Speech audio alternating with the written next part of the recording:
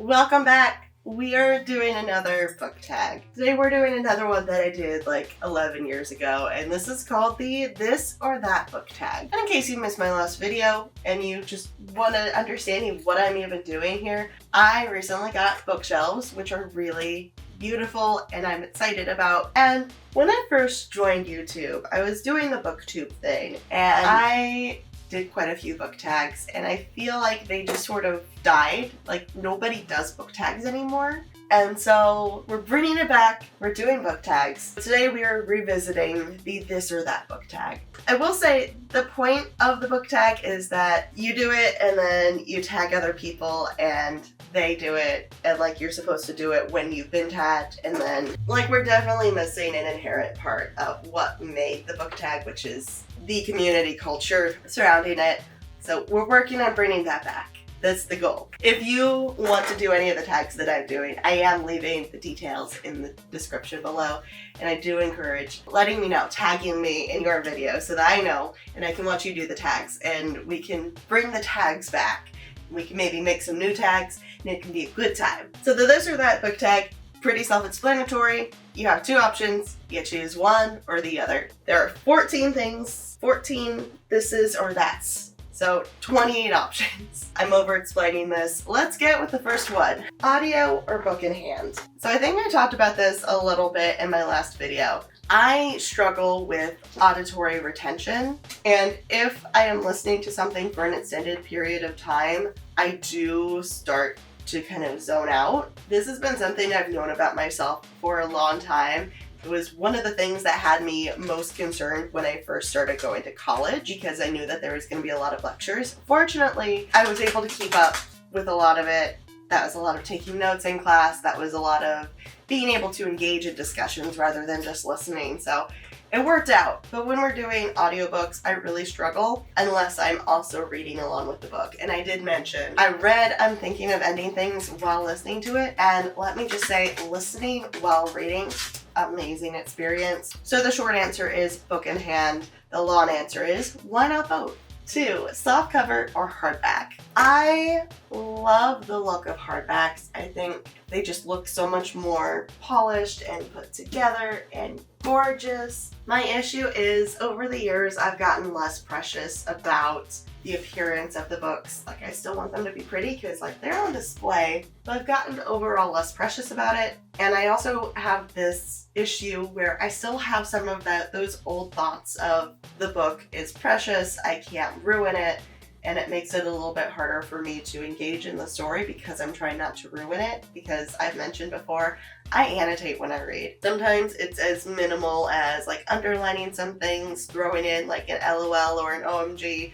Sometimes I have thoughts. I have a few books here that after I finish reading it, I go back to like the title page and leave a little review. Like Tender is the Flesh, it was literally just, Jesus, that was intense, 4.5 out of 5. And so for that, I prefer the softcover just because I feel a little bit less precious about them. That said, if I have a book in hardcover, I would prefer the entire series be in hardcover.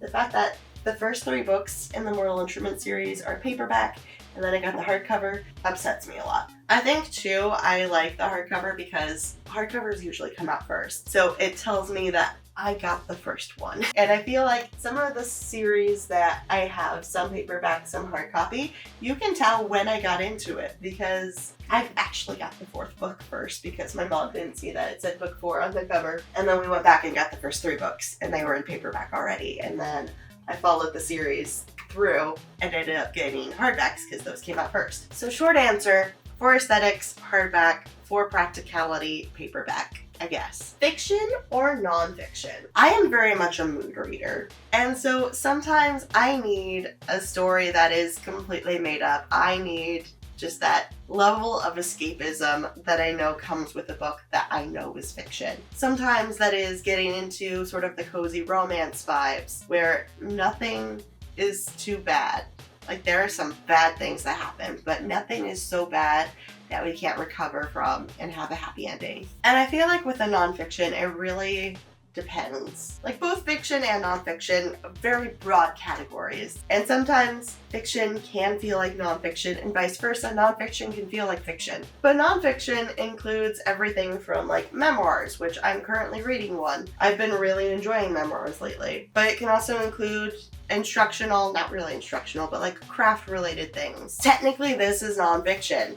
This is just crochet instructions. But then sometimes there's also self-help. Self-help. I haven't actually really read because I just haven't. But then sometimes you get into philosophy, which is also technically nonfiction, but it's not really story-based. I'm overcomplicating the question. A lot of it depends on purpose. A lot of it depends on why am I reading. When I'm reading just for the sake of reading, just for fun, I will lean towards fiction. Sometimes I may edge into memoir because it does kind of fulfill some of the same check boxes as fiction for me, where I am exiting my own life to enter somebody else's. But then sometimes when I am reading for a specific purpose, such as wanting to know the history of emo music and having a deeper understanding of why was My Chemical Romance so influential and continues to be so influential, that's where nonfiction really comes into play. That was a very non-answer answer, but it's what we're dealing with.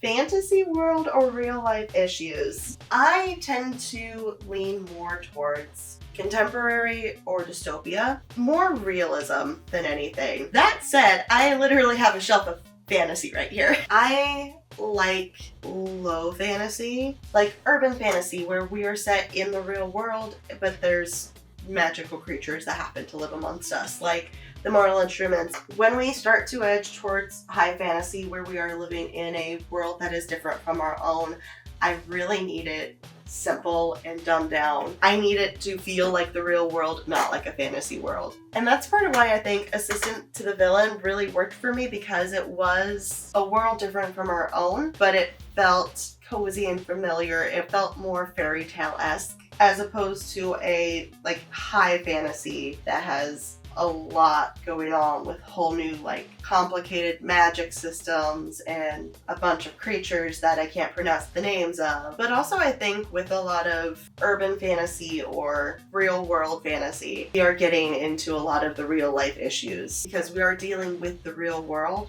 and effectively having a lot of reflections of how the real world and the fantasy world really aren't all that different. There's just magic, but it has the same issues. Like the Mortal Instruments, we are basically dealing with fantasy Hitler. That's really what it comes down to. Harry Potter or Twilight? I have yet to read Harry Potter. I had the first 6 books and I got rid of them because I tried to read the first book. I couldn't get into it. I've always been more of a vampire than a wizard person, which sounds like a weird thing to say, but like Harry Potter's over here like, what, am I not the right kind of monster for you? I appreciate how influential Harry Potter was for a lot of people in my generation. It never really reached me. And now I know that the author has a lot of flack for a lot of things that they have said online that they probably shouldn't have said online. And I know that a lot of the fans of Harry Potter are struggling with understanding and kind of separating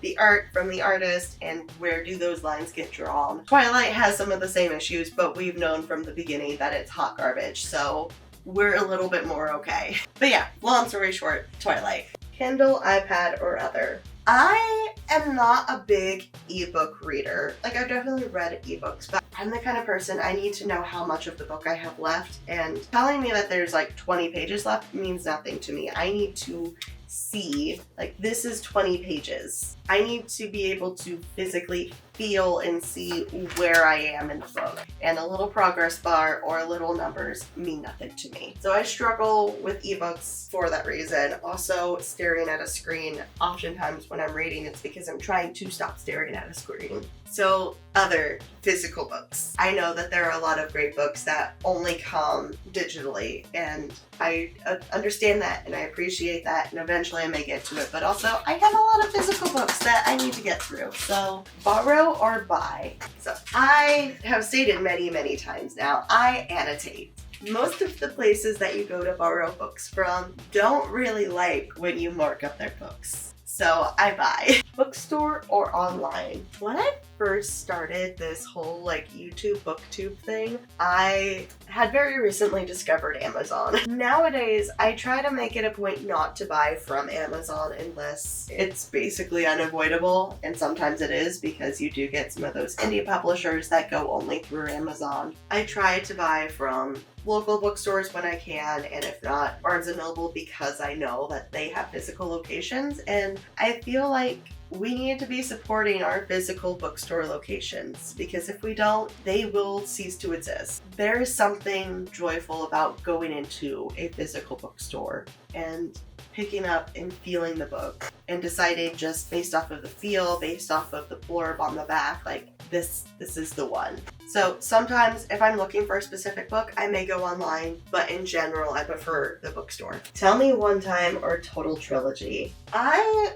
don't really have strong feelings about this. Like sometimes I feel like when we get to the point of a trilogy, it often starts to be a drawing out of a story that could have been told in a much shorter space. Also, this question is very, very obviously like 2010s coded, because that was like the era of trilogies. You had the Hunger Games, you had the Mortal Instruments, you had Divergent. Twilight wasn't really a trilogy because there were 4, but it kind of was trilogy coded. I've got the Daughter of Smoke and Bone trilogy staring me right in the face here. Delirium. We had some major trilogies back in the day. I think ultimately it comes down to what is the story and what does the story call for. Twilight, for instance, was a story that called for 4 books, questionably. Like Stephanie Meyer's made very clear that it was originally only 2 books, Twilight and Forever Dawn, and then ended up expanding it. I think they probably could have gotten away with a trilogy if they changed the pacing of certain things. It obviously would have changed the story, but regardless. Sometimes a story really is a standalone. Like John Green's books, like sometimes I do wish that there was more to Hazel Grace's story, because it's just sort of, it just ends. And we don't know, does she ever go into remission? Probably not. She probably dies too. We don't know where her story goes. And I think some of that's okay, because by the end of the book, she's a different person. She has a different understanding of herself and the world that she's living in. And some of that is due to the romance that she had, and some of it is due to what is happening in her family because of her condition. That is a story that doesn't need to be a trilogy. It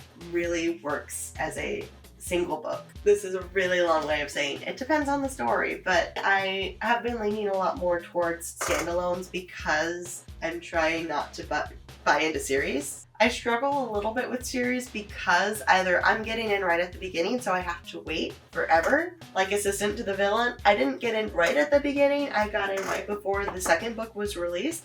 I thought that I was getting in at the end, where the third book was about to be released, and then I found out it was the second book, and I am still mad. So I'm either getting in at that point, or I'm getting in when there's already a bunch of books released, and it's hard to keep up with, or somewhere in the middle, where I buy the first book, and then I have to go buy more books because I want to see what happens next. So that's where I do appreciate a good standalone, because it's just one bite-sized chunk. Monster read or short and sweet? I feel like this is the same question, but with different words. It truly depends on the story, because if the story really does call for being like super long and thick, if a story really calls for being like this long, then I will read it. I will enjoy every moment of it. But if you have a story that's this short and you're trying to make it this long, I will hate you. So it's very much a not answer, but it really depends on the story. If the story calls for it being a monster read, I will enjoy it. If I just want to have a book to read just for the sake of reading a book, and having said that I've finished a book, I will prefer something shorter so that I can just be done with it. And that's where I will go straight to my like middle grade books, because those are really fast to read. Also, it's reminding me that I am definitely missing some books on this shelf, because I know that I have books that are not here. Because I know I own Priory of the Orange Tree, which I probably just butchered the name of, but that's not on my shelf. And I also know that I own Because of Winn-Dixie, which is also not on my shelf. So I have to go hunt down some books after this. Starry-eyed romance or full of action? My question to you is, why not both? Why not both? Why not both? Why not both? Ultimately, if it is a choice between one or the other, I will lean towards romance because it makes me feel giggly and good. I'm not a big action just for the sake of action sort of person. I feel like there's a lot of humanity that comes out of romance that I don't always see the same of in action. And I think a lot of it does depend on what is the sake of the action. What is the purpose of it? Why is this action? Is this just action for the sake of, I want to fight somebody with a sword? Or is this action because of a greater purpose? Which is where I go back to, why not both? Curl up in your snuggie or bathe in the sun. I burn within like 10 to 20 minutes in sunlight. Maybe this is why I enjoy vampires so much, because I am one. But I am not an outside person in general. I will always prefer being indoors over outdoors. So in my little tortilla blanket, I will go. Hot chocolate or latte? I am definitely a coffee person. Like, I enjoy a good hot chocolate, but why not put hot chocolate in my coffee? This has just become the ultimate why not both video. It's supposed to be this or that, but why not both? Read the review or decide for yourself. Why not both? I laugh, but honestly, there are times that I won't read the review until after I've already read the book. There are times that I will get the reviews, like read the reviews. Usually I'm not actually reading the reviews, I'm watching booktubers talk about the books. And then I will make the decision for myself. And sometimes I am picking up a book because the reviews are really, really good, and then I don't like the book as much. I have heard raving reviews about this book, Zodiac, by Romina Russell. I got through chapter 1. I didn't even start chapter 2. I got through chapter 1. It was so bad, in my personal opinion. There were so many times that I was just like, WTF? What? I kind of want to make a video of why I stopped reading this as early as I did. I got through the prologue in chapter 1. I had a lot of issues right from the beginning, and to me that's a problem, because if I had this many issues, because I had an issue on every single page here, I think. Every page I had something. If I have this many problems, 12 pages in, how bad is the rest of the book? I guess technically they don't page out the prologue. The prologue, not pages. Okay, the prologue isn't pages, still, which is weird. I just had some issues where just within the first 12 pages, there were a lot of elements that felt inconsistent. There were things that didn't feel like they should exist. There were typos in the first chapter in the prologue, and I feel like if you have that many errors right off the bat, how bad is the rest of this gonna be? I feel like that wasn't an answer to the question. This just became a rant because I am upset because I thought that this would be great and it wasn't, and I'm sad. And I annotate when I read, and I made a lot of marks in the first chapter, so I can't like donate this anywhere. And I feel like I eventually want to try to go back and I want to try to read it, but I also don't want to put myself through that. I definitely have a lot of books on my shelf that I picked up just because it seemed interesting. I had never heard of it before I picked it up. For the Wolf, I had never heard of before. I picked it up because it seemed interesting, and I got through chapter 1, and I eventually want to go back to it, but I just haven't been in the mood. It's not that it's bad, I just haven't been in the mood for it. Now is not the time to panic. I picked up because that looked interesting. I think that was like a Barnes & Noble book of the month or something though. I didn't even know that Josh Peck had a memoir until I saw it in a Books A Million at one point. So there's that. I don't know, I feel like a lot of the books that I have, I've never actually read reviews of or like saw any book talks on. And even when I did, a lot of times it was after the fact. And a lot of the books I've been buying lately that are like big on book talk, it's not even that I saw any book talk videos about it. It's because the authors were promoting themselves and I was like, hey, this sounds interesting. Like Assistant to the Villain, like Lark. So yeah, that was the this or that book tag, also known as the why not both book tag. If you did enjoy this video, give me a thumbs up and subscribe to my channel because I occasionally post new videos. And also, if you are a book person, I encourage trying the book tag out. I want to bring it back. I feel like it is such a lost part of the community and a part of what made the community a community, like tag me in your video doing the tag, because I want to see more people doing tags. I want to see more people making tags, because that was a thing. Like people would just make up a tag and tag a bunch of people, and then those people would do the tag, and it was a thing. Let's bring it back. And if you don't want to make a video, leave some comments down below about how you would answer the questions. And that's pretty much all I got for you. I hope you have a great rest of your day, and I'll see you next time. Bye bye.